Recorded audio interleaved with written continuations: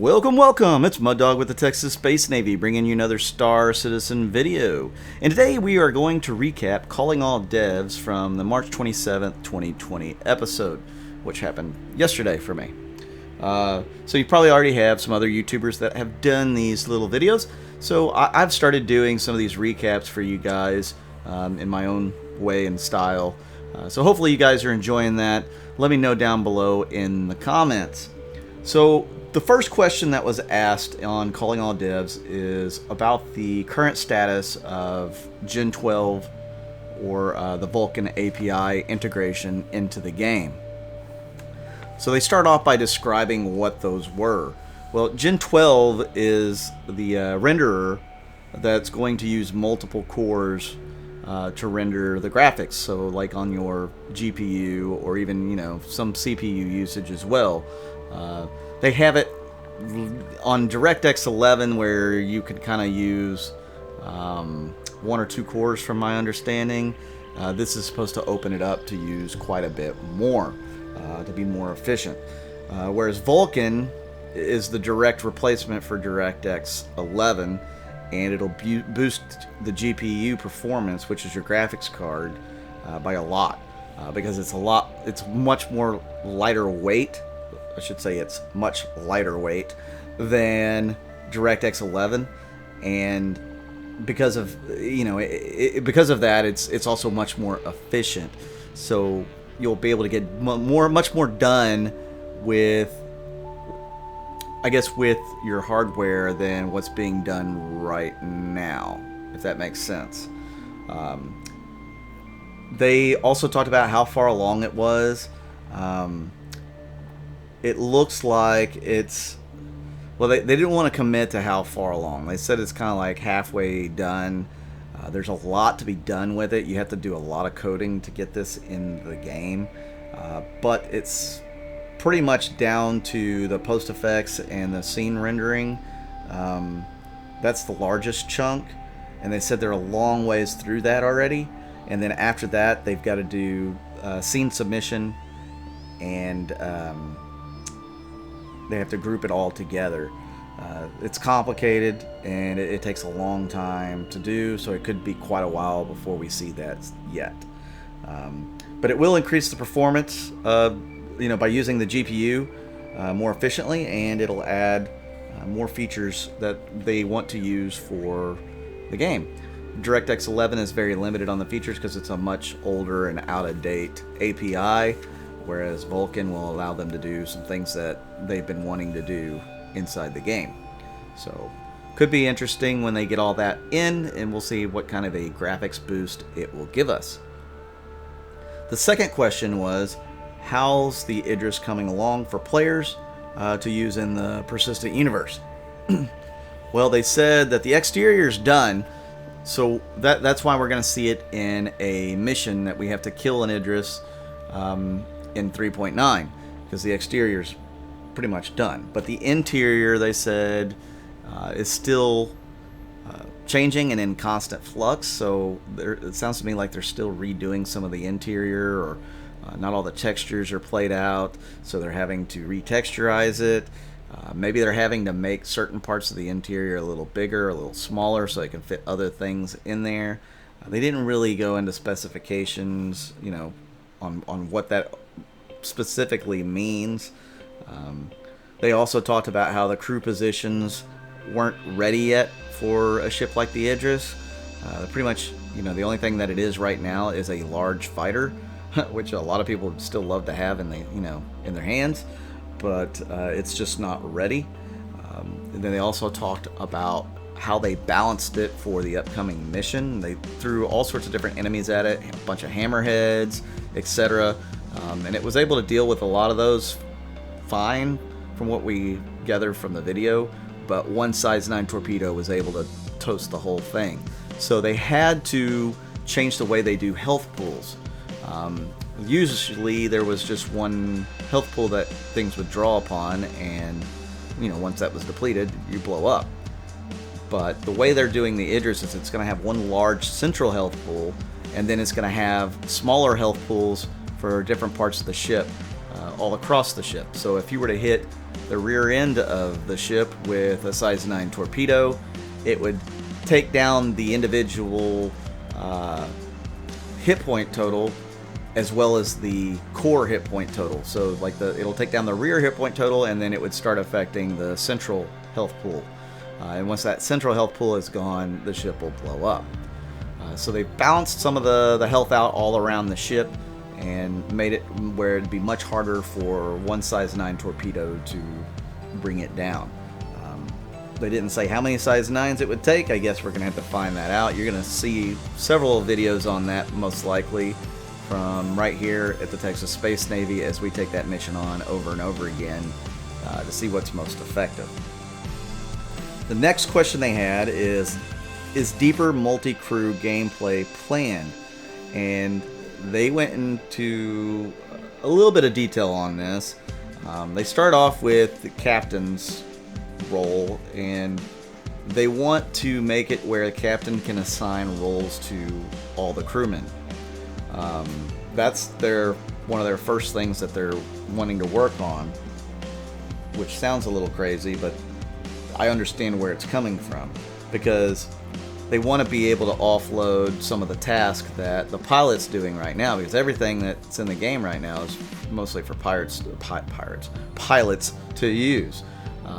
Like the individual systems, shields, power, overcharging your lasers, etc. They want to be able to offload that onto other people so that the pilot can focus purely on flying, and somebody else can deal with shields and power output, and so on and so forth. But they want the roles to feel natural. They don't want it to be some sort of weird mini game. So they are definitely trying to make it more of an action-centered gameplay. So in other words, if you're an engineer and you see like a cooling rod that's going out, you'll have to actually go pick up the cooling rod, pull it out of the system, maybe work on it, repair it, or put it in storage, pull out a new cooling rod that was in storage and take it over and put it back in the system, turn the system back on, and see if it's working. If it's not, you'll have to take it out, readjust it, put it back in. So they want it to be more of an action-based gameplay rather than like a mini game.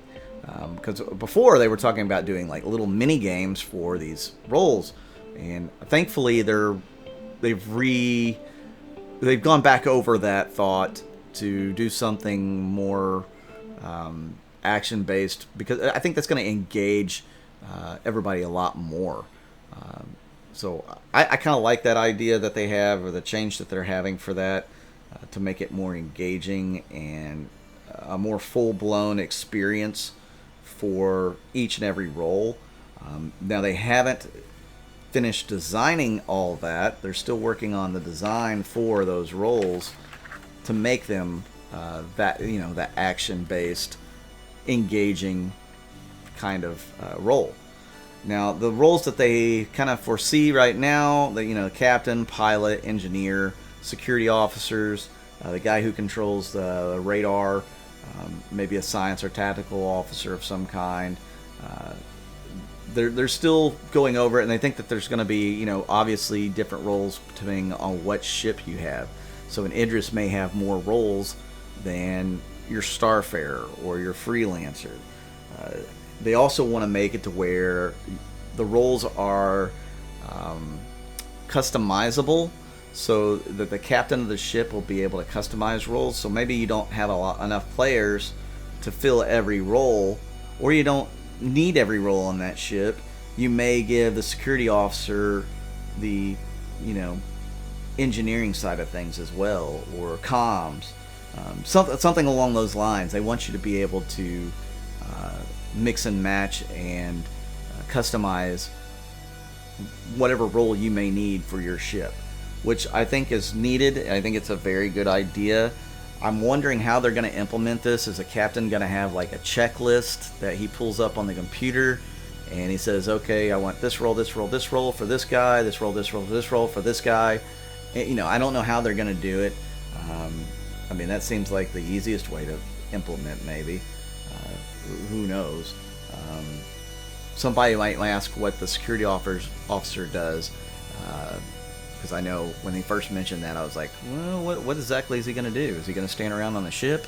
No, they're actually going to have control over doors, like who can get in where and how, like who's going to be on the ship. Obviously, they'll probably control any onboard security that you would have for your ship as well. So lots of different options there for your security officer role. Who knows how many people will have somebody on that? We'll have to wait and see. I guess it's going to be more and more important as you get into more dangerous areas of space. So yeah, they're still designing this stuff, the multi-crew stuff, for everybody to enjoy. It's going to take a little while. They're still working on the Idris interiors, and honestly, I don't think that's necessarily true. I think they have the interiors done. They just don't want us to play it until Squadron 42. They kind of want to keep that in their back pocket. I know CR has said many a times that as soon as it's ready, they'll release it to players, but I mean, it's such a huge ship. It's such a central focus from the very beginning of this game. I can understand why they want to wait until the ship comes out in Squadron 42 before they get it in our hands. But I know there's a bunch of us that are just chomping at the bit to get their hands on their Idris. I want it, I want it, I want it. You know, I want to just be able to walk around the darn thing. Which brings me to the roadmap update. They recently updated the roadmap. They do that on Fridays. And they have said that ship-to-ship docking and ship-to-station docking are going to be done together, and it should come out in 4.1. So that's something to look forward to, that we can actually get our hands on some of the bigger ships like the Hull C. Maybe, if we're lucky, the Idris, because that's going to correlate pretty close to the beta, at least, of Squadron 42. So I think they are planning it, you know, based off of, they're kind of trying to keep it pretty close to one another on when it's going to drop. So it makes sense that functionality is going to be in 4.1, and the Idris, you know, we'll get our hands on it first in the beta of Squadron 42, at least some of us. So that's pretty cool, and something to look forward to for sure. So guys, if you like this video, hit that like button, hit that subscribe button, hit that little bell icon to let you know when I do more of these. Looks like I'm getting more and more subscribers. I really appreciate all you guys that are doing that. I appreciate everybody that goes and clicks on the ads, on the links that take you to the ad pages. I also really appreciate anybody that watches the ads to their full entirety. That really helps the channel out, helps me out. You know, especially during COVID, a lot of us got laid off during this time. That's how the revenue comes in from Google and YouTube, is through those ads and how long they're watched and how many times they're clicked on. So every little bit really helps. So I appreciate anybody and everybody that's doing that. I thank everybody that's coming to my channel to watch my videos. It means a lot to me. Get out there on social media and you know, link some people to come back here. Show them where this channel is. Show them how to get here. And then, you know, if you guys are interested in joining the org, you're a cool player, you're fun to play with, and you think that you would get along well with my group of guys, then yeah, I want you to go sign up. That information's down below as well. We're still recruiting people from all over the world. You don't have to be a natural Texan. We'll make a Texan out of anybody. It's a state of mind more than anything else, and you are welcome to join us. We also did our very first podcast last night. Didn't turn out well for multiple reasons, so we're going to do a redo on it and make it a little better for you guys, because you deserve better quality than what we had, and see how that turns out. Hopefully you guys will enjoy it, because it's going to be all inverse. At least that's what we've got planned for now. So it'll be an inverse podcast using Spectrum. So could be cool, could be interesting. Let me know if you guys are interested in that kind of content in the comments as well. Let me know what you want to see. We will try different things out. I'm not scared to try different things with this channel, so don't be scared to ask or say, hey, I'd like to see this, or we can take a look at it. Once again, thank you guys. I'm Mud Dog with the Texas Space Navy, and I'll see you out in the verse.